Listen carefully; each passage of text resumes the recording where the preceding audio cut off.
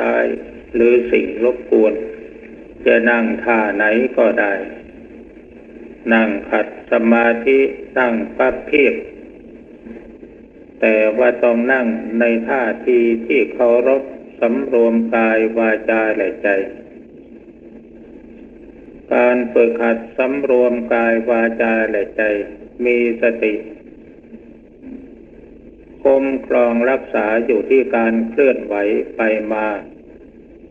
ของกายระวังอยู่ที่คำพูดแล้วก็พยายามคิดสิ่งที่เป็นศีลเป็นธรรมเป็นการฝึกหัดสำรวมกายวาจาและใจให้มีระเบียบเรียบร้อยมนุษย์เรามีสิ่งที่แตกต่างจากจากสัตว์เดรัจฉานอยู่ตรงที่ความเป็นอยู่มีระเบียบเรียบร้อยความเป็นระเบียบเรียบร้อยเป็นสัญชาตญาณที่เกิดขึ้นตามอุปนิสัยบุญบารมีของใครอันนั้นเป็นความเป็นระเบียบเรียบร้อยซึ่งเป็นมาตั้งแต่ดั้งเดิมด้วยอำนาจบุญกุศลที่สร้างไว้ในภพก่อนชาติก่อนอีกอย่างหนึ่งมีความเป็นระเบียบซึ่งเราจะต้องปฏิบัติตามกฎกติกาของสังคมคือหมู่คณะตั้งระเบียบแบบแผนอะไรขึ้นมาเราพยายามปฏิบัติตามระเบียบแบบแผนอันนั้นในทางปฏิบัติธรรมเรามีหลักที่จะพึงปฏิบัติตามอยู่สองอย่างหนึ่งบทบัญญัติของพระพุทธเจ้าและพระเป็นเจ้าในศาสนาที่เรานับถืออยู่บทบัญญัติของพระเจ้าในศาสนาคริสต์มีบัญญัติ10ประการบทบัญญัติในศาสนาพุทธก็มีศีล5ศีล8ศีล10ศีล227อันนี้เป็นบทบัญญัติดั้งเดิมผู้ปฏิญญาณตนนับถือศาสนาใดๆต้องปฏิบัติตามคำสั่งของพระเป็นเจ้าของตนเองในศาสนาพุทธเราจะเรียกว่าพระพุทธเจ้าคือพระเป็นเจ้าในของศาสนาพุทธก็ได้พุทโธพระพุทธเจ้าพระพุทธเจ้าก็แปลว่าเป็นเจ้าแห่งผู้รู้หรือเป็นเจ้าแห่งผู้ตรัสรู้ดังนั้นเราจะเรียกพระพุทธเจ้าว่าพระเป็นเจ้าก็ไม่ผิดเพราะเป็นเจ้าแห่งธรรมะคำสอนและพระเจ้าในศาสนาอื่นๆเขาก็เรียกว่าพระเป็นเจ้าหรือพระเจ้าของเขาตามความนับถือทางศาสนาพุทธและศาสนาอื่นย่อมมีพระเจ้าหรือพระเป็นเจ้าพระพุทธเจ้าเป็นพระศาสดาของแต่ละศาสนาพระเจ้าก็ดีพระพุทธเจ้าก็ดีเป็นสิ่งยึดเป็นสรณะเป็นศาสดา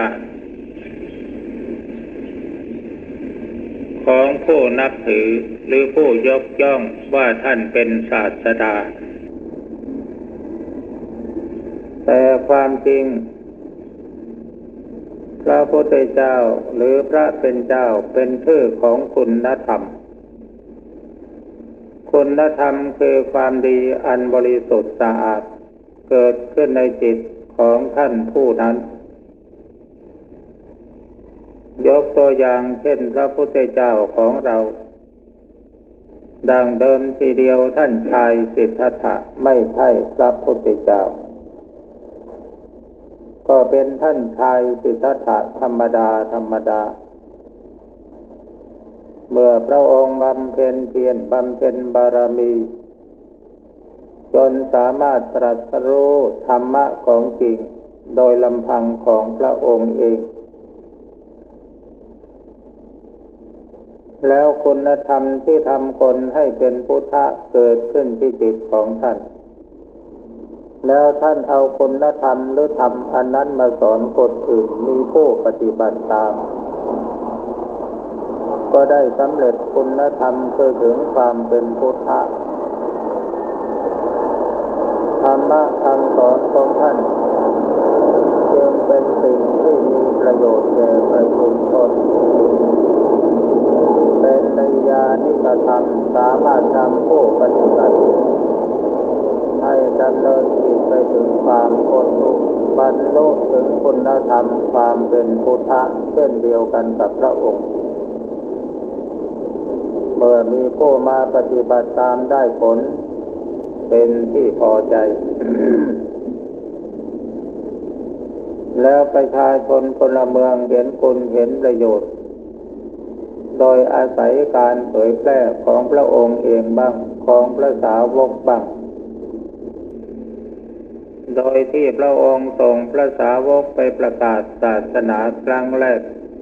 มีพระจำนวน60 รูปมีพระปัญญาพระปัญจวัคคีย์5 รูปพระยศกับสหายของพระยศอีก50 รูปแล้วก็รวมทั้งพระพุทธองค์ด้วยพระองค์ตรัสสั่งว่าดูก่อนภิกษุทั้งหลายพวกเธอจงไปในหมู่บ้านคามนิคมชนบทน้อยใหญ่ไปยังประชาชนผู้ยังไม่เกิดความเลื่อมใสให้เกิดศรัทธาความเลื่อมใสผู้ที่เลื่อมใสอยู่แล้วให้เกิดความเลื่อมใสยิ่งขึ้นพวกเธอจงไปทำประโยชน์อบรมสั่งสอนเขาให้รู้จักบาปบุญคุณโทษประโยชน์และไม่ใช่ประโยชน์สอนให้เขารู้จักวิธีการปฏิบัติกายวาจาใจของตนเองให้เป็นผู้ปฏิบัติดีปฏิบัติชอบอย่างต่ำสามารถปรับจิตใจของตนเองให้เป็นอยู่ได้สบายในสังคมสาวกทั้งหลายก็จาริกไปตามที่พระพุทธองค์ทรงรับสั่งผู้ที่สำเร็จคุณธรรมที่ทำคนให้เป็นพุทธะพระพุทธเจ้าตรัสรู้อริยสัจ 4คือทุกข์สมุทัยนิโรธมรรคอันนี้เป็นธรรมะที่พระองค์ตรัสรู้ก่อนหน้าที่พระองค์จะได้ตรัสรู้พระองค์ก็ไปบำเพ็ญสมาธิตามแบบฌานสมาบัติในสำนักของท่านอาราธดาบทอุทกดาบทสามารถทำสมาธิจิตให้บรรลุปฐมฌานทุติยฌานจนกระทั่งถึงเนวสัญญานาสัญญายตนะได้สำเร็จสมาบัติ 8มีความคล่องตัวชำนิชำนาญในการเข้าออกฌานเป็นวสีจนอาจารย์เห็นความรู้ความสามารถชวนให้อยู่เป็นคณาจารย์สอนในสำนักแต่พระองค์มาพิจารณาดูแล้วพระองค์รู้สึกตัวว่าได้สร้างบารมีมาเพื่อเป็นพระสัมมาสัมพุทธเจ้าความรู้ความเข้าใจความเป็นในทางปฏิบัติเพียงแค่ระดับฌานสมาบัตินั้นยังไม่ถึงซึ่งความตรัสรู้เป็นพระสัมมาสัมพุทธเจ้าเพราะขณะที่จิตอยู่ในฌานขั้นละเอียดนั้นกิเลสตัณหามานะทิฏฐิไม่มีแต่เมื่อออกจากสมาธิออกจากฌานมาแล้วความรู้สึกที่เป็นกิเลสความยินดียินร้ายความรักความชังความโลภความโกรธความหลงก็ยังมีอยู่ดังนั้นเราจึงไม่สำเร็จถ้าหากว่าสำเร็จจริงๆอยู่ในสมาธิในฌานอย่างไรในเมื่อออกมาแล้ว ก็ต้องเป็นอย่างนั้นอันนี้เราอยู่ในสมาธิในฌานกิเลสไม่มีแต่ออกมาแล้วกิเลสยังมีอยู่ก็แสดงว่าเรายังไม่สำเร็จเป็นพระพุทธเจ้าภายหลังพระองค์จึงได้มารับข้าวมัทุปายาตของนางสุทธาดาหลังที่เลิกบำเพ็ญเพียรในสำนักของท่านดาบททั้งสองแล้วและหลังที่เลิกจากการบำเพ็ญทุกขกิริยามีประการต่างๆตลอดเวลา6 ปีได้มาเสวยข้าวมัทุปายาตของนางสุทธาดาเพราะเป็นวันที่นางสุทธาดานำข้าวมัทุปายาตไปสังเวยเทวดาที่ต้นโพครั้งก่อนๆที่เคยไปสังเวยเอาข้าวมัทุปายาตไปวางไว้ก็ไม่มีเทวดามาเสวยแต่ไปครั้งนี้เห็นท่านชายสิทธัตถะทรงเทพประชิตประทับนั่งอยู่ก็มีความดีอกดีใจว่าเทวดาแสดงตนปรากฏให้เราเห็นเป็นรูปเป็นร่างแล้วก็น้อมนำถาดข้าวมัทุปายาตเข้าไปทูลถวายพระพุทธองค์รับแล้วก็ทรงเสวยข้าวมัทุปายาตทั้งหมด49 ก้อนเสวยเสร็จแล้วก็ไปอธิษฐานถาดเสี่ยงในแม่น้ำเนรัญชลาโดยอธิษฐานว่าถ้าเราจะสำเร็จเป็นพระพุทธเจ้าเองขอให้ถาดทองคำนี้จงไหลทวนกระแสน้ำขึ้นไปถ้าหากเราจะไม่สำเร็จก็ขอให้ไหลทวนไปตามไหลตามไปตามกระแสน้ำเมื่ออธิษฐานแล้วก็ปล่อยถาดลงไปถาดก็ไหลขึ้นทวนกระแสน้ำไปวนๆแล้วก็จมลงในท้องแม่น้ำจึงมีความมั่นพระทัยว่าเราจะได้สำเร็จเป็นพระพุทธเจ้าอย่างแน่นอนและปัญหาที่สำคัญตรงที่ว่าพระองค์จะสำเร็จเป็นพระพุทธเจ้าได้อย่างไรอดีตารมณ์คืออารมณ์ในอดีตก็ผุดขึ้นมาเมื่อสมัยที่พระองค์ยังทรงพระเยาว์พระบิดาทรงทำพิธีแลกนาขวัญพระพี่เลี้ยงนางนมไปปลูกพระอู่ให้พระองค์บรรทมอยู่ใต้ต้นว่า ในขณะที่พระพี่เลี้ยงนางนมพากันเพลิดเพลินสนุกสนานอยู่กับพิธีแลกนาขวัญไม่ได้เอาใจใส่พระกุมารปล่อยให้พระกุมารบรรทมอยู่ในพระอู่โดยลำพังพระองค์เดียวในขณะนั้นพระองค์ทรงกำหนดอานาปานุสติลมหายใจเข้าหายใจออกซึ่งเป็นไปตามวิสัยของพระพุทธเจ้าของพระโพธิสัตว์ก็ได้บรรลุปฐมฌานมีวิตกวิจารปีติสุขเอกัคคตาเมื่อพระองค์มาระลึกถึงเรื่องอดีตที่ผ่านมาแล้วซึ่งไม่นานนักพระองค์ก็มีความเข้าใจว่าการที่เราจะปฏิบัติเพื่อให้บรรลุเป็นพระสัมมาสัมพุทธเจ้าได้นั้นเราต้องเรียนให้รู้ธรรมชาติและกฎของธรรมชาติ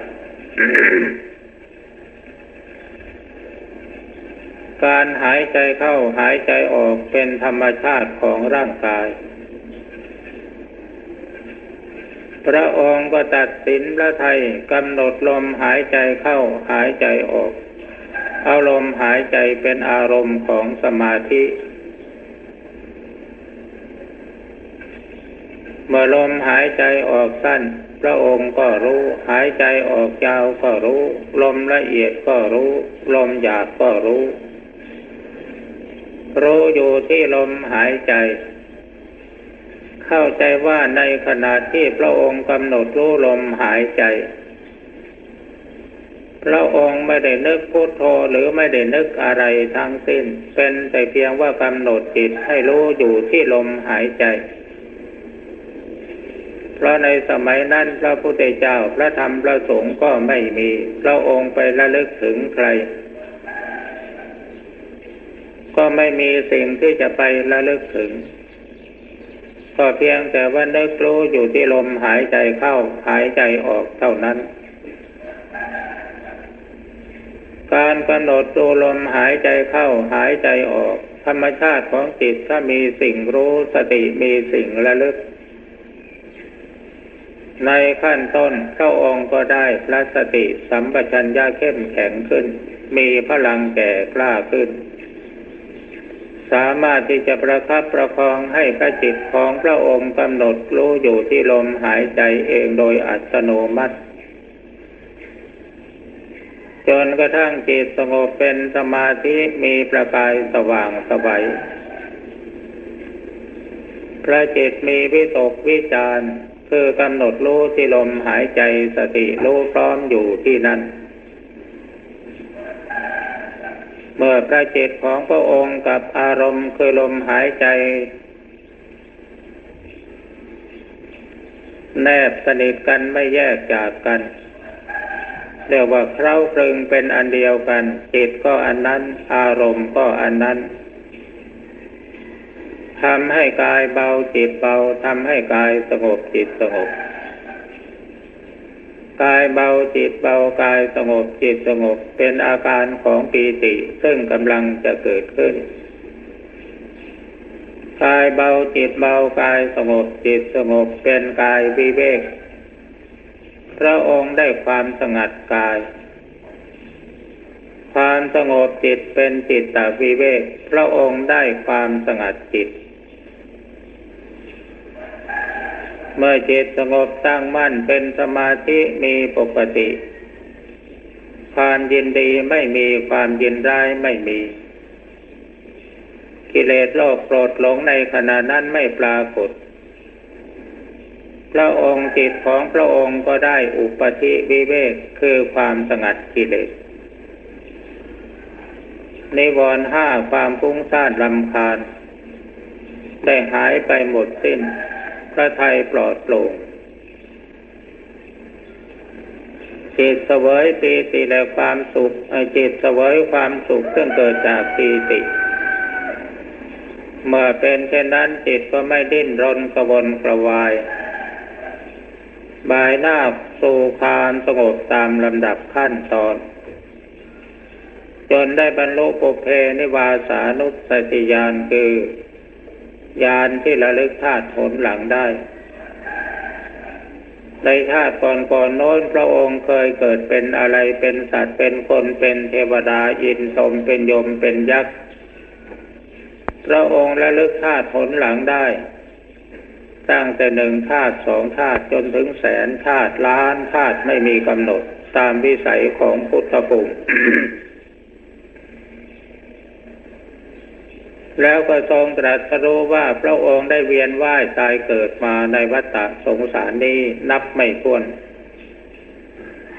แล้วก็ไปรู้เหตุรู้ปัจจัยของการที่ทำให้เวียนว่ายตายเกิดคือกฎของกรรมชีวิตของคนและสัตว์ทั้งหลายอาศัยกิเลสคืออวิชชาความรู้ไม่จริงเมื่อเกิดความรู้ไม่จริงย่อมเป็นเหตุให้ทำกรรมตามที่ตนเข้าใจว่ามันเป็นสิ่งที่ถูกต้องในเมื่อทำกรรมลงไปแล้วก็ได้เสวยผลของกรรมคือวิบากคือผลซึ่งเกิดจากการกระทำเมื่อได้รับวิบากคือผลแล้วก็เป็นเหตุให้เกิดอีกก็มาอาศัยความไม่รู้หรือรู้ไม่จริงเป็นเหตุให้ทำกรรมต่อเนื่องกันไม่ขาดสายแล้วก็ได้รับผลของกรรมเรื่อยไปตราบใดที่อรหัตมรรคญาณยังไม่บังเกิดขึ้นในจิตของท่านของสัตว์ทั้งหลายสัตว์ทั้งหลายก็ย่อมจะเวียนว่ายตายเกิดอยู่ในวัฏสงสารร่ำไปเพราะไม่มีสิ่งใดมาตัดสายแห่งกรรมพระองค์ก็ทรงรู้แจ้งเห็นจริงว่าสัตว์ทั้งหลายเกิดมาเพราะกรรม แล้วก็ได้บรรลุจุตูปปาตญาณรู้จุติและเกิดของสัตว์ทั้งหลายรู้กรรมมัสสกตาญาณว่าชีวิตทุกดวงเป็นไปตามกฎของกรรมที่จะตัดกรรมตัดเวรได้ก็ต้องตัดกิเลสตัววิชชาซึ่งเป็นเหตุก่อเกิดไม่หยุดไม่หย่อนได้บรรลุปฐมฌานในปฐมยามได้บรรลุปุเพนิวาสานุสติญาณในปฐมยามคือยามต้นคือตอนหัวค่ำนั่นเองได้บรรลุจุตูปปาตญาณและกรรมสกตาญาณในมัชฌิมยามและได้บรรลุอาสวัคคยญาณคือญาณที่รู้จักทำอาสวะให้สิ้นไปในปัจฉิมยามคือเวลาค่อนคืนแล้วพระองค์ก็ได้ตรัสรู้เป็นพระสัมมาสัมพุทธเจ้าพร้อมกับเวลาที่พระอาทิตย์อุทัยโผล่ขึ้นมายังส่องแสงยังโลกเป็นเอาว่าท่านชายสิทธัตถะได้สำเร็จเป็นพระสัมมาสัมพุทธเจ้าตามที่พระองค์ตั้งปณิธานปรารถนาสร้างบารมีมาหลายภพหลายชาติเพราะอาศัยเด็กน้อยตัวเล็กๆเท่านั้นเป็นครูสอน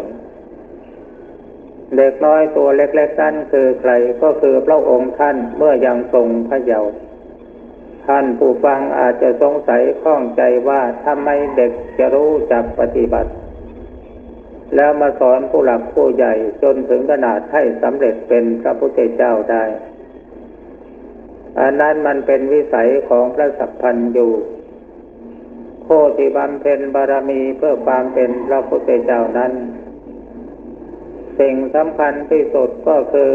การบำเพ็ญสมาธิบำเพ็ญฌานซึ่งท่านได้บำเพ็ญมาหลายภพหลายชาติมันก็เป็นบารมี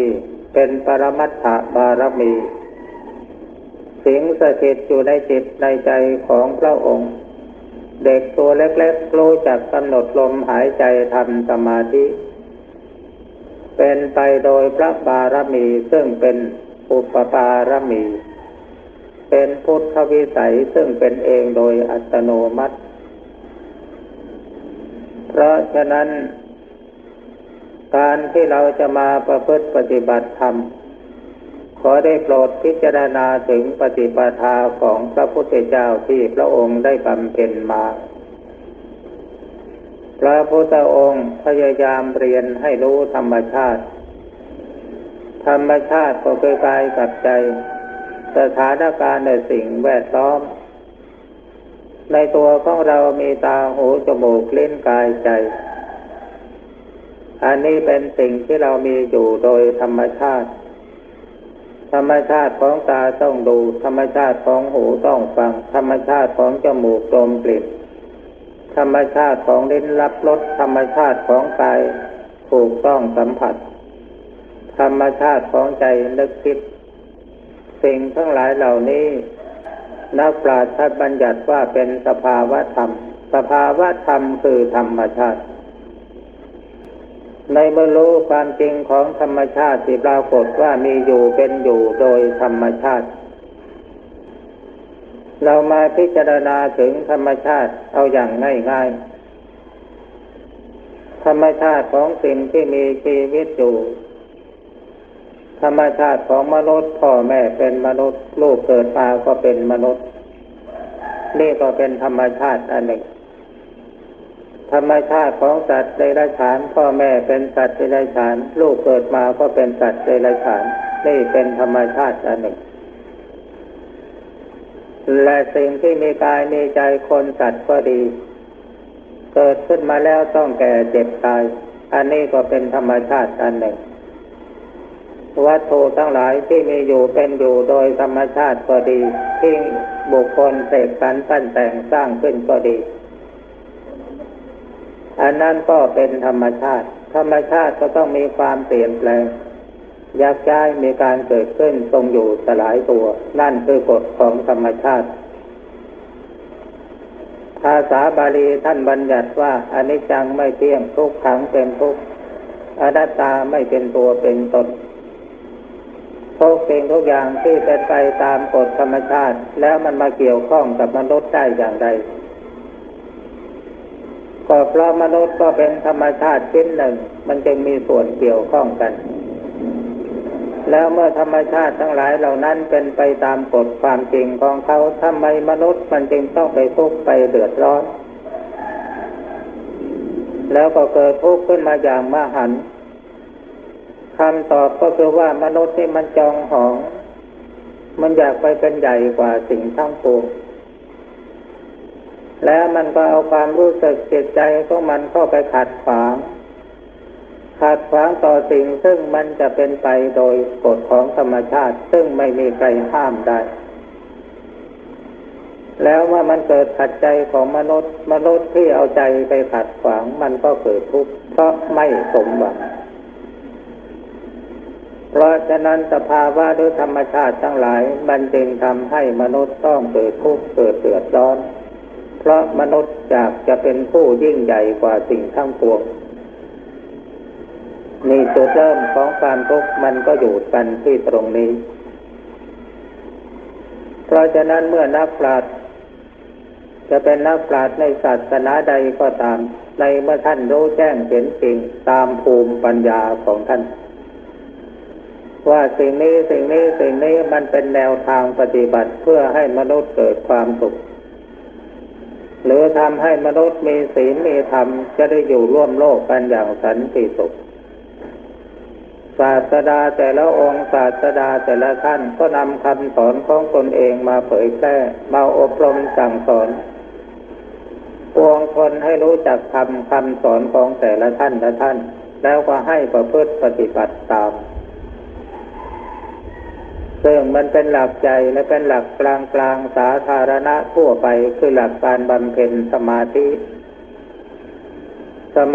นี่เป็นคุณธรรมเป็นหลักธรรมที่เป็นกลางไม่มีใครเป็นเจ้าของ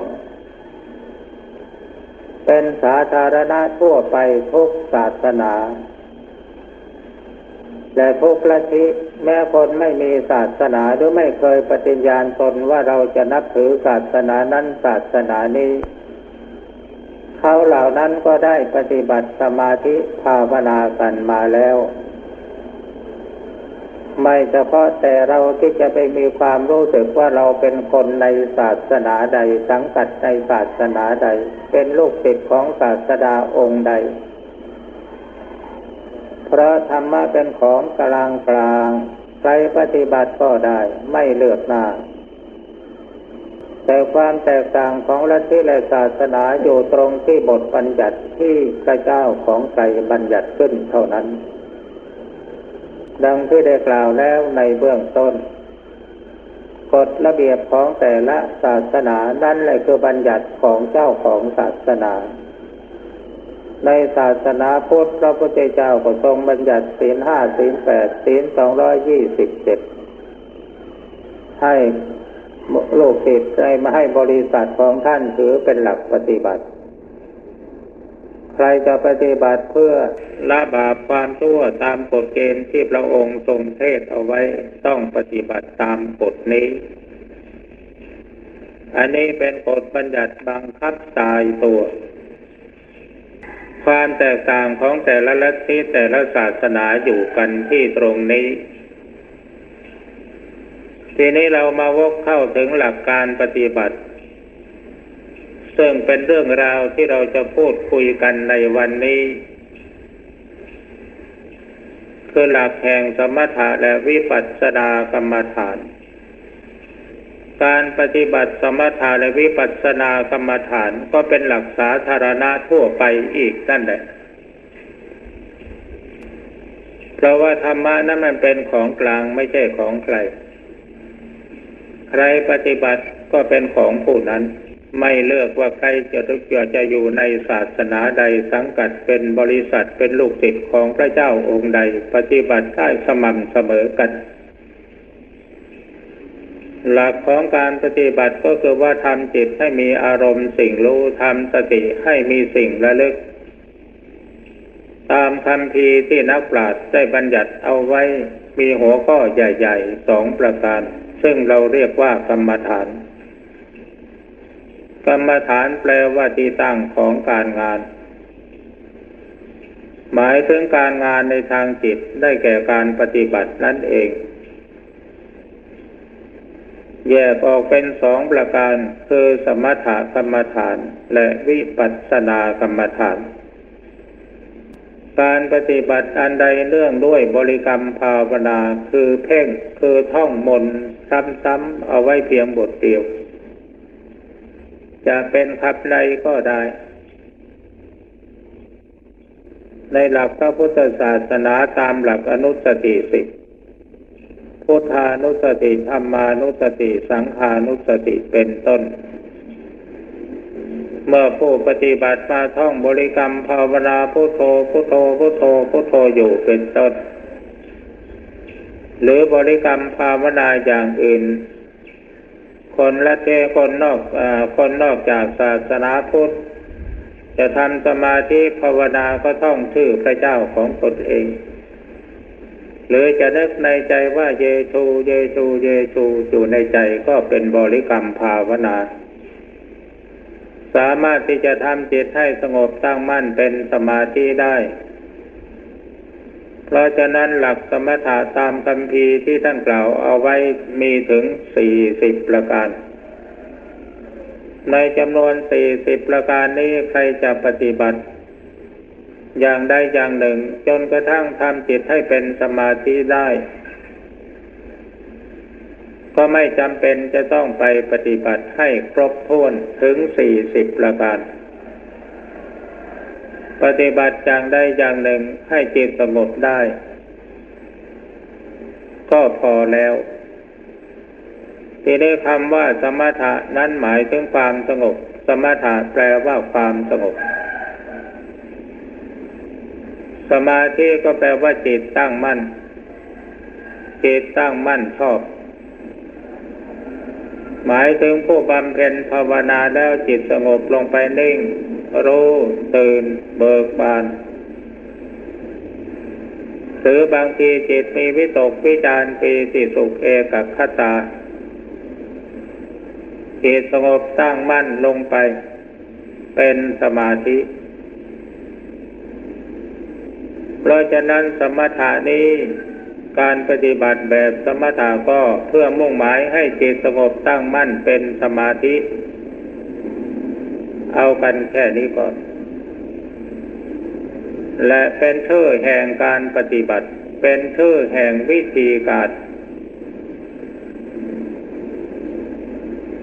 วิปัสสนาก็เป็นแนวทางแห่งการปฏิบัติเป็นคำกล่าวถึงวิธีการปฏิบัติการปฏิบัติด้วยการใช้สติปัญญาค้นคิดพิจารณา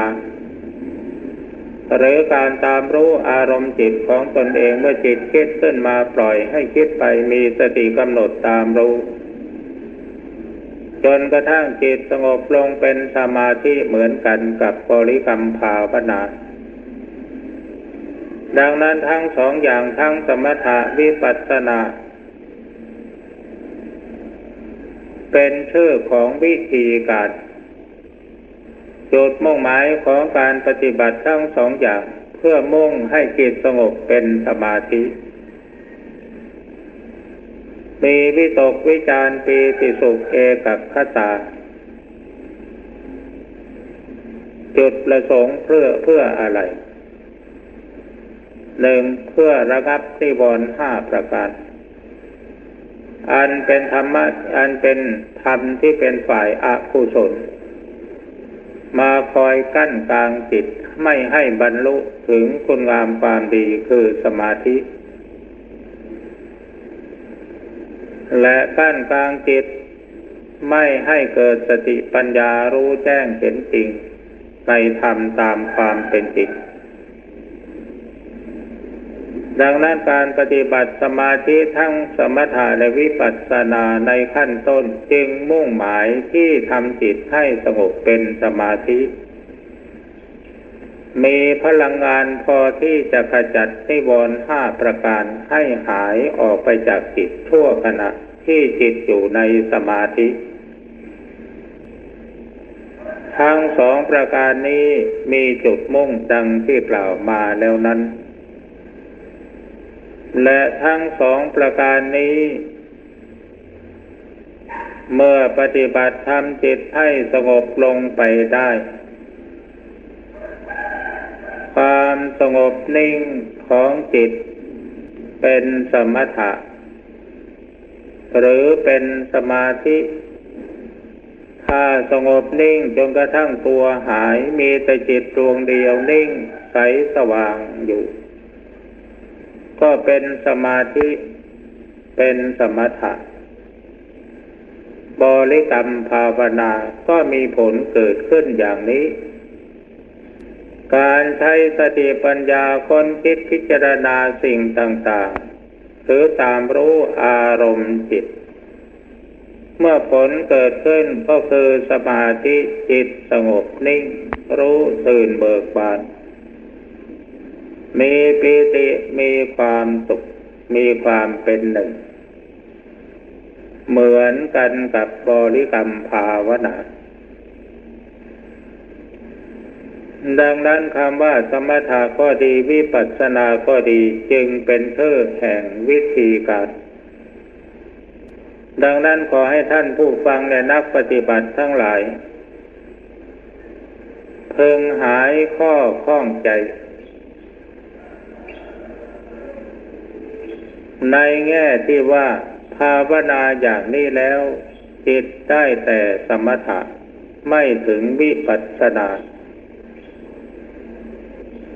ในทางปฏิบัติที่ได้หลักฐานเป็นที่พอใจในบางครั้งเรานึกว่าจะบริกรรมภาวนาเพียงแค่ให้จิตสงบมีปีติมีความสุขได้แค่นั้นก็จะเอาแล้วสำหรับวันนี้แต่เมื่อภาวนาบริกรรมภาวนาแล้วจิตสงบลงไปแทนที่มันจะไปสงบนิ่งอยู่แต่เสร็จแล้วพอสงบแล้วมันก็เกิดภูมิความรู้ขึ้นมาในแง่วิปัสสนา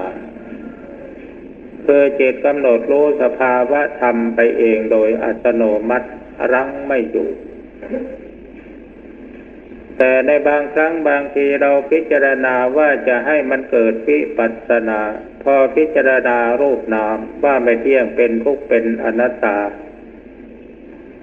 พอจิตสงบลงไปแล้วแทนที่มันจะเกิดปัญญาความรู้ฟุ้งขึ้นมาแต่มันกลับไปนิ่งเป็นสมถะอันนี้ถ้าใครภาวนาถึงขั้นแล้วจะต้องรู้จริงเห็นจริงในข้อนี้ดังนั้นพึงเข้าใจว่าวิธีการคือคำว่าสมถะวิปัสสนาเป็นแต่เพียงชื่อวิธีการเท่านั้น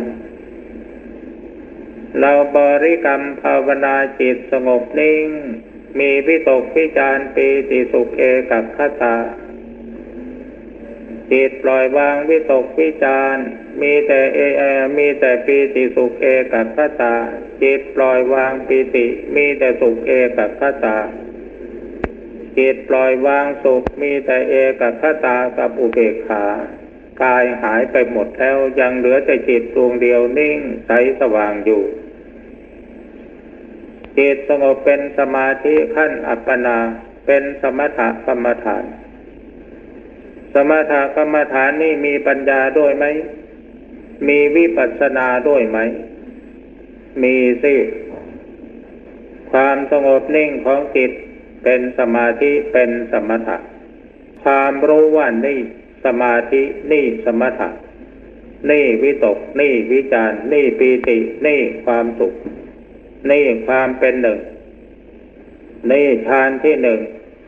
ประกอบด้วยองค์มีวิตกวิจารปีติสุขเอกัคคตาในฌานที่สองประกอบด้วยองค์มีปีติสุขเอกัคคตา ในฌานที่สามประกอบด้วยองค์มีสุขเอกคตาในฌานที่สี่ประกอบด้วยเอกคตากับอุเบกขาจิตนิ่งรู้ตื่นเบิกบานสว่างไสวความรู้อันนี้เรารู้แจ้งเห็นจริงหายสงสัยความรู้แจ้งเห็นจริงหายสงสัยนั่นแหละคือวิปัสสนาอย่าไปมัวข้องใจสงสัยถ้าหากว่าเราได้แต่เพียงว่าวิปัสสนึกสิ่งนี้เป็นอย่างนี้สิ่งนี้เป็นอย่างนี้ด้วยความตั้งใจคิดตั้งใจนึกแล้วตัดสินใจเอาเองอันนั้นมันเป็นแต่เพียงวิปัสสนึกวิปัสสนานี่ภูมิจิตภูมิใจต้องก้าวไปโดยอัตโนมัติทีนี้วิปัสสนาที่มันบังเกิดขึ้นได้นั้นมันเป็นไปเองสมาธิก็ไม่ใช่เรื่องที่เราจะไปบังคับสมถะก็ไม่ใช่เรื่องที่เราจะไปแต่งอัปปนาก็ไม่ใช่เรื่องที่เราจะไปแต่งปฐมฌานทุติยฌานจตุตติยฌานจตุตถฌานถึงสมาบัติ8ก็ไม่ใช่เรื่องที่เราจะไปตั้งใจตกแต่งให้จิตของเราเป็นไปอย่างนั้นแต่อาศัยพื้นฐานเดิมที่เราทำจิตให้มีสิ่งรู้สติให้มีสิ่งระลึกแล้วก็บำเพ็ญเพียรภาวนาถ้าสิ่งใดเกี่ยวเนื่องด้วยบริกรรมภาวนาก็ท่องบริกรรมภาวนาไปจนกว่าสมาธิมันจะเกิดถ้าสิ่งใดที่เนื่องด้วยอารมณ์ที่เรากำหนดรู้เฉยๆเช่นลมหายใจเป็นต้นก็กำหนดดูไปจนกว่าสมาธิมันจะเกิดขึ้นเองอารมณ์จิตอันใดมันเป็นความคิดที่เกิดขึ้นดับไปเรากำหนดดูมันจนกระทั่งจิตสงบเป็นสมาธิซึ่งมันจะเป็นไปเองทีนี้เมื่อสมาธิเกิดขึ้นมาแล้วจิตของเราจะไปบรรลุฌานขั้นไหนอย่างไรถึงแค่ไหนมันปฏิวัติตัวไปเองโดยอัตโนมัติเพราะฉะนั้นในเมื่อสมาธิจิตบังเกิดขึ้นแล้วจิตจะปฏิวัติตัวไปเองโดยอัตโนมัติถ้าสมาธิอันใดฌานอันใดที่เราน้อมจิตน้อมใจตกแต่งให้มันเป็นไปอย่างนั้นอย่างนั้นอย่างนั้นอย่างนั้นมันก็เป็นแต่เพียงวิปัสสนึกคือนึกเอาสิ่งที่เรานึกเอาเราแต่งเอานี่บางทีมันก็ผิดบางทีมันก็ถูกแต่ถ้าสมาธิที่มันเป็นไปเองโดยอาศัยพลังของสมถะคือความสงบแล้วเกิดปัญญาที่มันเกิดขึ้นมามันก็เกิดขึ้นเองโดยพลังจิตที่อาศัยคุณธรรมคือศีลสมาธิปัญญาประชุมพร้อมกันลงเป็นหนึ่งมีพลังเสมอกันเมื่อใดมันก็แสดงผลให้ปรากฏหนึ่งทำจิตให้สงบนิ่งเป็นสมถะประการที่สองทำจิตให้เกิดภูมิปัญญาคือความคิดฟุ้งขึ้นมาอย่างรั้งไม่อยู่และเมื่อสมาธิเกิดขึ้นมาแล้วภูมิจิตมันจะเป็นไปเองโดยอัตโนมัติเราแต่งไม่ได้ถ้าเราเกิดเอาความคิดของเราเข้าไปแทรกเข้าเมื่อไหร่สมาธิมันจะถอนทันทีอย่างบางทีเราตั้งใจกำหนดพิจารณาผมขนเล็บฟันหนังเนื้อเอ็นกระดูกจนครบอาการ32ในตอนแรกๆเราตั้งใจพิจารณามีความคิดความรู้เพียงใดขนาดไหนคิดไปพิจารณาไปการตั้งใจพิจารณาตั้งใจคิดเป็นสติปัญญาธรรมดาความคิดอันเป็นสติปัญญาธรรมดาเป็นเหตุเป็นปัจจัยทำให้จิตสงบในขั้นอัตโนมัติเพราะสิ่งที่เราคิดอยู่นั้นมันเป็นอารมณ์สิ่งรู้ของจิตสิ่งระลึกของสติ ในเมื่อจิตมีสิ่งรู้สติมีสิ่งระลึกรู้พร้อมอยู่ในขณะจิตนั้นในปัจจุบันสามารถที่จะทำจิตให้เกิดมีสมาธิมีปีติมีความสุขขึ้นมาได้เมื่อจิตสงบลงเป็นสมาธิถ้าหากว่ามันไม่นิ่งอยู่เฉยๆถ้าสงบนิ่งลงไปแล้วมันจะเกิดปัญญาเกิดความคิดเกิดความรู้แล้วมันจะไม่ยอมมาคิดอยู่เรื่องผมขนเล็บฟันหนังท่านผู้เรียนวิชาความรู้ไม่ได้ในมาในทางไหนศาสตร์ไหนจิตที่เป็นสมาธิโดยอัตโนมัติมันจะไปค้นไปคิดไปพิจารณาอยู่ในวิชาความรู้ที่ท่านเรียนมาใครเคยทำงานอะไรคล่องตัวชำนิชำนาญจิตสงบเป็นสมาธิแล้วมันจะไปค้นคว้าพิจารณาอยู่กับงานนั้นๆทำไมมันจึงเป็นอย่างนั้นเล่าท่านผู้ฟัง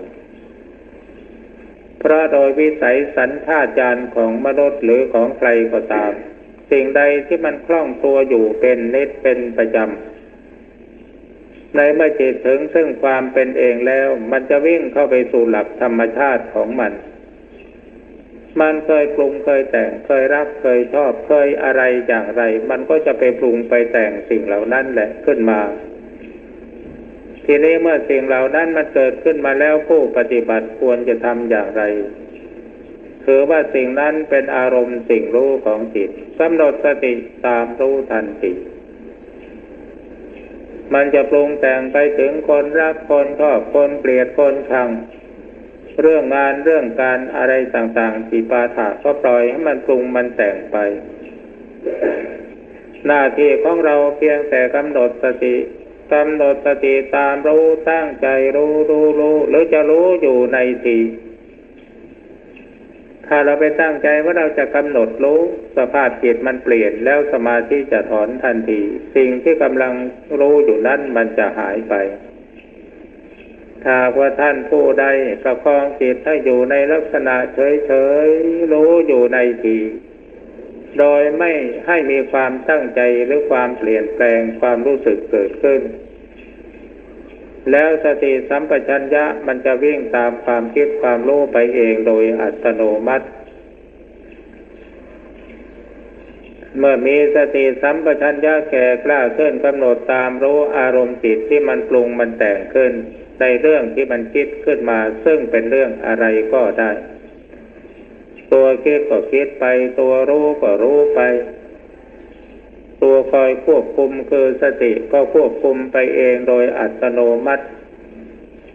ในตอนแรกเราจะมองเห็นจิตของเรานี่มันเป็นสองมิติตัวคิดก็คิดไปตัวตามรู้ก็รู้ไป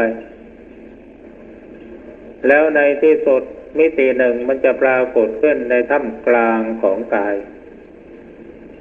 ภายในจิตในกายของเรานี่จะรู้สึกว่ามีสิ่งหนึ่ง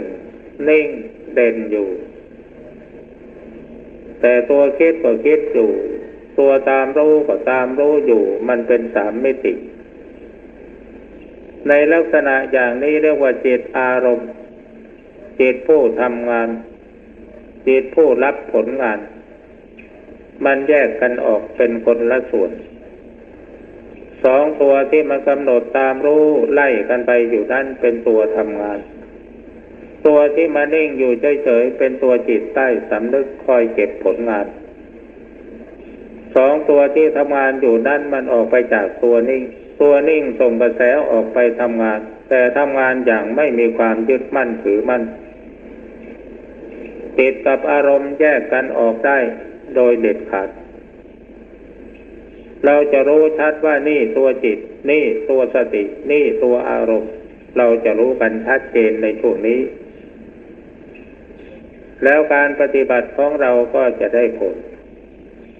ผลรู้แจ้งเห็นจริงลงไปว่านี่จิตแท้จิตดั้งเดิมนี่อารมณ์ของจิตนี่เจตสิกธรรมคือตัวสติคอยควบคุมจิตซึ่งโดยปกติแล้วจิตของเรานี่สักแต่ว่ารู้สึกรู้นึกรู้คิดไม่รู้จักดีไม่รู้จักชั่วไม่รู้จักอะไรผิดไม่รู้จักอะไรถูก แต่เมื่อมีสติสัมปชัญญะมาคอยควบคุมจึงจะรู้สึกผิดชอบชั่วดี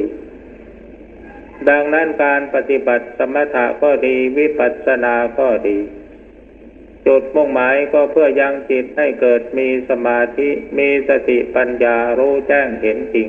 ในธรรมตามความเป็นจริงเพื่อเป็นเหตุเป็นปัจจัย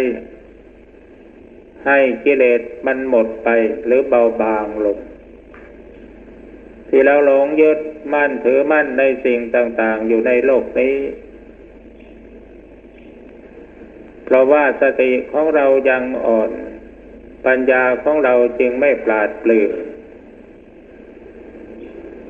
เพราะฉะนั้นการบำเพ็ญสมาธิภาวนานี่นอกจากที่จะทำให้จิตมีสมาธิมีปัญญารู้แจ้งเห็นจริงในธรรมตามความเป็นจริง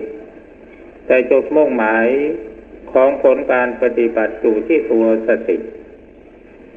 ในเมื่อเรามีสติสัมปชัญญะสมบูรณ์ชื่อว่าเป็นผู้ไม่ประมาท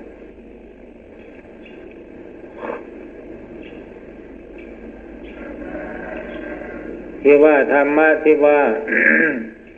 ปมาโทมัจจุโนปะปมาโทมัจจุโนปะทังความประมาทเป็นหนทางแห่งความตาย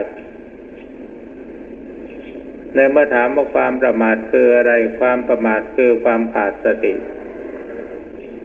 ความประมาทเป็นยอดแห่งธรรมฝ่ายอกุศลเป็นใหญ่ในธรรมฝ่ายอกุศลความไม่ประมาทเป็นยอดแห่งธรรมฝ่ายกุศลในเมื่อถามว่าความไม่ประมาทคืออะไรคือความมีสติในเมื่อมีสติสัมปชัญญะแล้วขั้นต้นเราจะมีความรู้สึกสำนึกผิดชอบชั่วดีโดยวิสัยของคนที่มีความรู้สึกสำนึกผิดชอบชั่วดีจะมีความตั้งใจเสมอว่าเราจะละชั่วประพฤติดีทำจิตให้บริสุทธิ์สะอาดเพราะฉะนั้นการปฏิบัติทั้งนี้ทั้งนั้นจึงได้ชื่อว่าเป็นการปฏิบัติเพื่อให้ได้สติ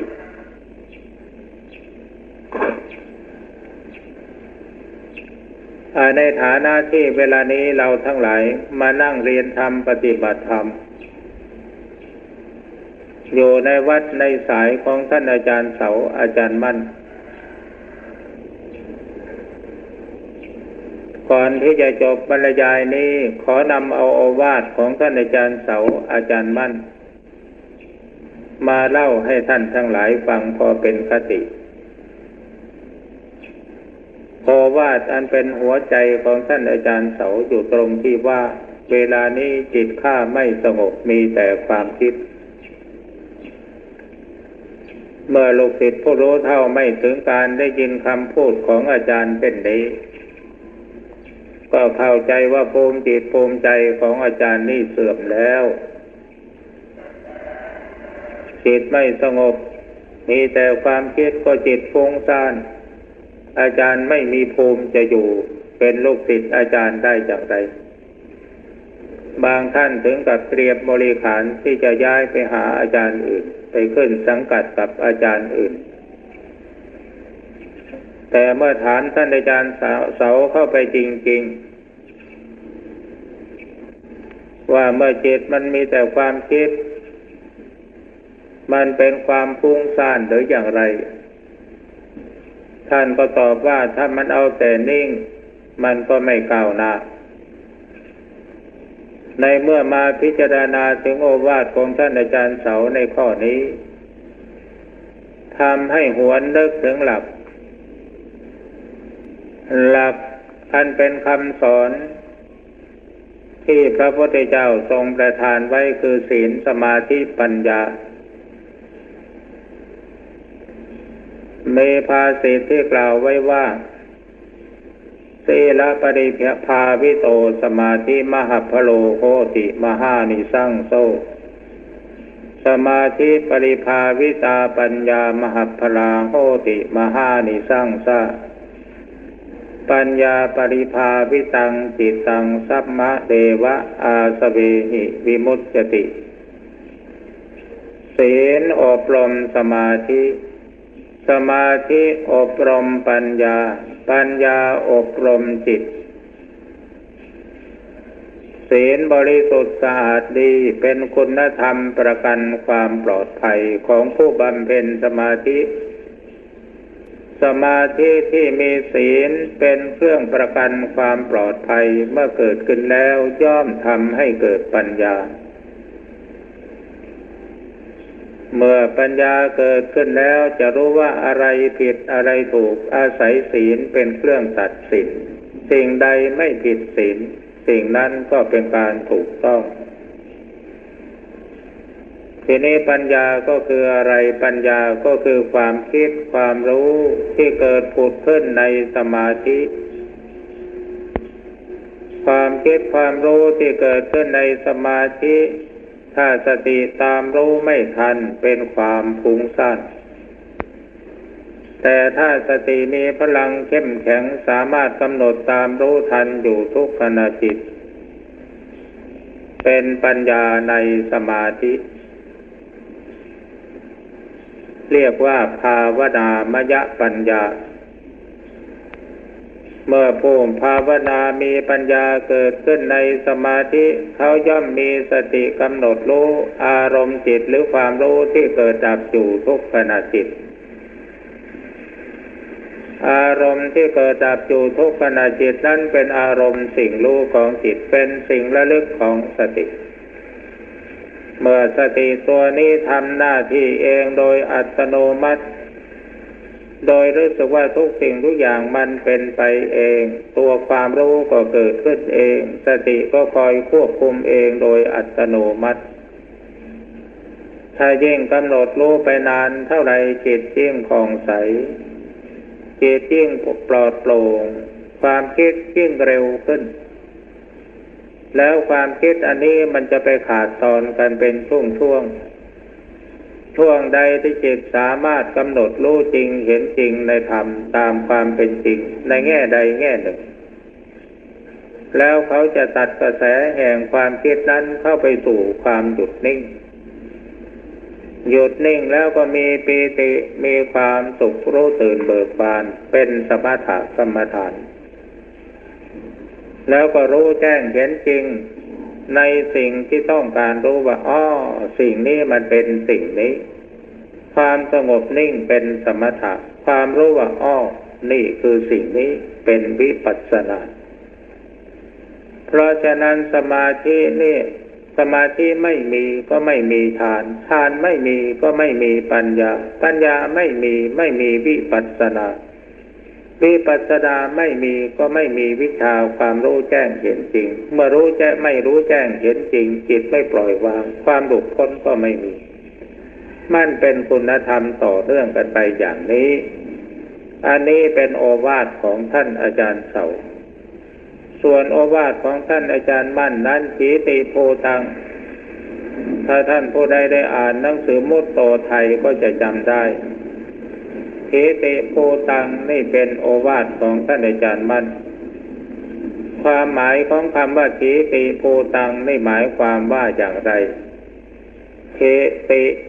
แปลว่าความตั้งมั่นนิ่งเด่นของจิตหมายถึงจิตที่มีสมาธิรู้ตื่นเบิกบานอันนี้เป็นขีติภูตังคือจิตนิ่งตั้งมั่นเป็นขีติคือจิตนิ่งตั้งมั่นส่วนภูตังหมายถึงสิ่งที่เป็นไปตามธรรมชาติหมายถึงธรรมารมณ์ที่เกิดดับอยู่ในจิตอันนั้นเป็นภูตังคือสิ่งที่เป็นไปโดยธรรมชาติในพระสูตรซึ่งเป็นสิ่งรับรองธรรมติตตาธรรมนิยามตาธรรมติตตาเพราะความตั้งมั่นแห่งจิตธรรมนิยามตาเพราะความเป็นไปตามนิยามของสภาวะธรรมซึ่งมีกฎเป็นไปอย่างนั้นอันนี้เป็นโอวาทของท่านอาจารย์มั่นถ้าหากว่าเราตั้งใจบำเพ็ญสมาธิภาวนาทั้งสมถะและวิปัสสนาควบคู่กันไป หรือจะว่าเป็นอันเดียวกันก็ได้สมถะก็คือวิปัสสนาวิปัสสนาก็คือสมถะถ้าท่านสงสัยข้องใจว่าอะไรคือสมถะอะไรคือวิปัสสนาให้กำหนดหมายเอาอย่างนี้อย่าไปเอาวิธีการมันมาพูดกันมันแก้ปัญหาจิตใจไม่ตกจิตตั้งมั่นนิ่งไม่หวั่นไหวเป็นสมถะความรู้ว่านี่สมถะกำหนดหมายเอาอย่างนี้ง่ายดีไม่ต้องไปเถียงใครให้ลำบาก